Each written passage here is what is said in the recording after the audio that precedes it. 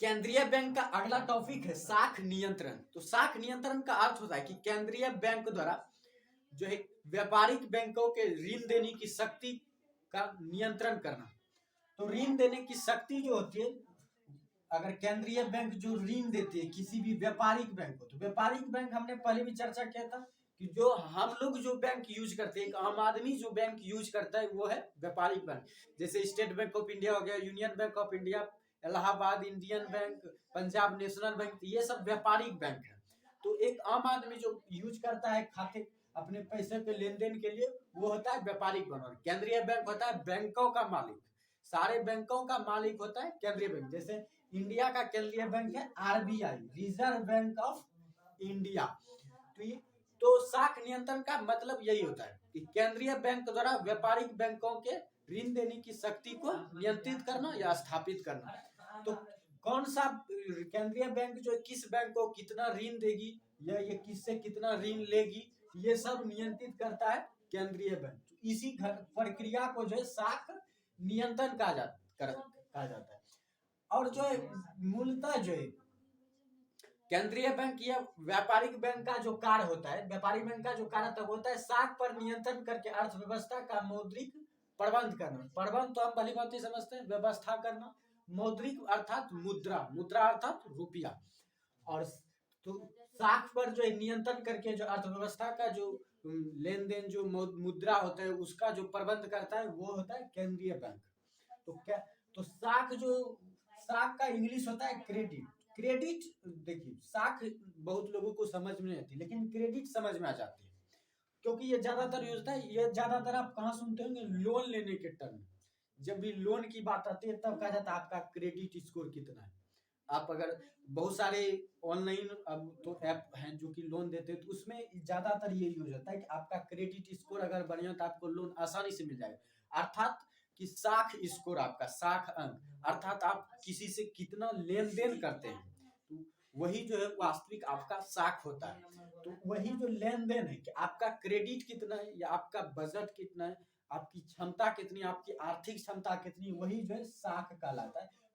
तो व्यापारिक बैंक का कार्य अर्थात व्यापारिक बैंक का साख अर्थात व्यापारिक बैंक की आर्थिक क्षमता, तो उसी को नियंत्रित करती है केंद्रीय बैंक।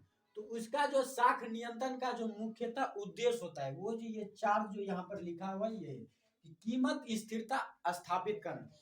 अगर मान लीजिए कि साख नियंत्रित नहीं रहेगा, केंद्रीय बैंक जो व्यापारिक बैंक पर जो है अपना नियंत्रण स्थापित नहीं कर पाएगा, तो कीमत जो है स्थिर नहीं रह पाएगी।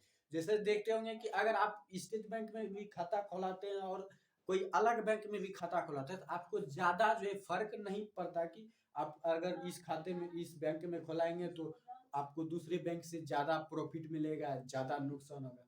तो ज्यादा का अंतर नहीं होता है, सब एक ही तरह से होता है बैंक, बस नाम अलग अलग है।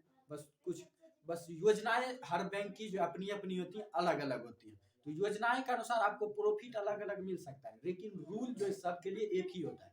इसलिए हर किसी का जो ब्याज दर जो होता है, जैसे हम पैसा रखते हैं तो कोई बैंक 4% पे देता है तो कोई 5%, यही लगभग में ही चलता है। कोई डायरेक्टली जो 10% जो है आपको नहीं देगा ब्याज, अगर आप उसके बैंक में पैसा जमा करते हैं तो यही जो है कीमत स्थिरता होती है। हर वस्तु की कीमत जो स्थिर रहती है साख नियंत्रण के कारण। उसके बाद होता है विदेशी विनिमय दर की फॉरेन एक्सचेंज।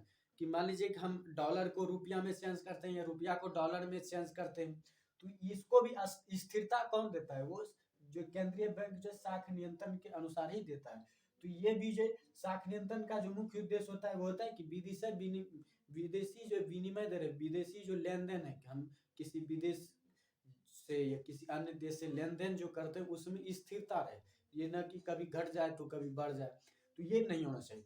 उसके बाद है आर्थिक नियोजन को सफल बनाना। आर्थिक नियोजन अर्थात सरकार जो आर्थिक सहायता आम आदमी को देने के लिए कई सारे योजनाएं बनाती, कई सारे संगठन को स्थापित करते हैं ताकि लोगों को जो आसानी से जो आर्थिक क्रिया जो है वो संपन्न कर सके। तो इसके लिए वो आर्थिक नियोजन को जो है सफल बनाने में कार्य करती है जो ये केंद्रीय बैंक जो साख नियंत्रण के माध्यम से।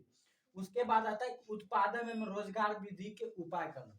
तो साख नियंत्रण के अनुसार ही जो है केंद्रीय बैंक जो है ज्यादातर लोगों को रोजगार दे पाती है या रोजगार के उपाय निकाल पाती है। तो यही 4 उद्देश्य होता है साख नियंत्रण का, ताकि जो है केंद्रीय बैंक जो है वो 4 उद्देश्य को पूरा कर सके, तभी जाकर जो है केंद्रीय बैंक जो साख नियंत्रित कर पाते हैं। तो साख नियंत्रण का जो मुख्य उद्देश्य ये होता है कि कीमत स्थिरता स्थापित करना, विदेशी विनिमय दर में स्थिरता लाना, आर्थिक नियोजन को सफल बनाना और उत्पादन एवं रोजगार वृद्धि के उपाय करना।